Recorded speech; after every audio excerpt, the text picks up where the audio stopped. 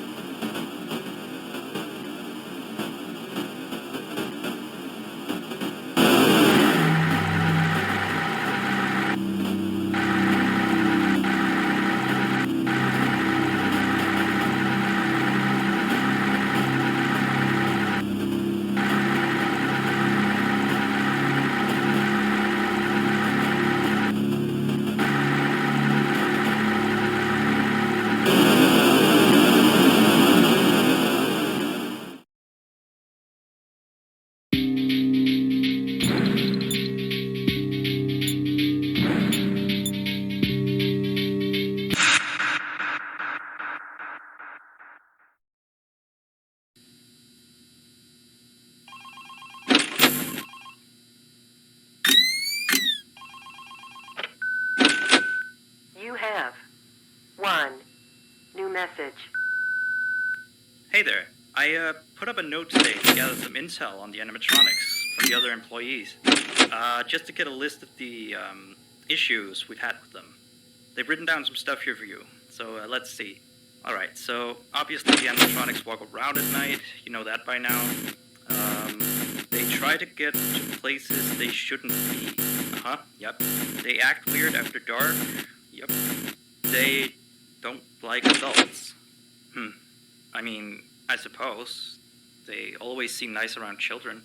Around us employees, they just kinda stare at you. I always thought they just hadn't been coded to interact with anyone other than children. But some of the other employees have felt threatened by them now and then.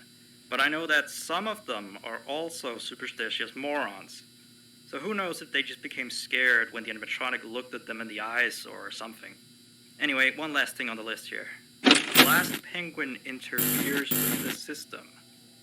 There's a sentence I never thought I'd say. We have these penguin animatronics as waiters. They take people's orders and whatnot. We used to have 3 of them, but 2 of them broke down and haven't been fixed yet. I think they're referring to the 3rd penguin that still works, or, well, apparently it doesn't quite work. So yeah, definitely don't let him into the office. His presence alone could probably destroy our systems. Well, that'll be it for now. I'll be sure to leave another message for your next shift.